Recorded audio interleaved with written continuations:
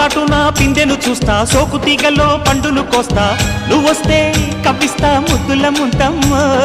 ఉక్కపోతకి ఊపిరి పోస్తా, పక్క మేకకు పంట కట్టిస్తా, ముద్దిస్తే బుక్కిస్తా మధ్యల మోతయ్యో.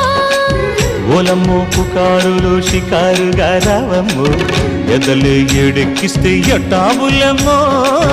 ఊరయ్యో బజారులో మజాలకి రానయ్యో, పగలే పక్కెక్కిస్తే తంటాలేవయ్యో.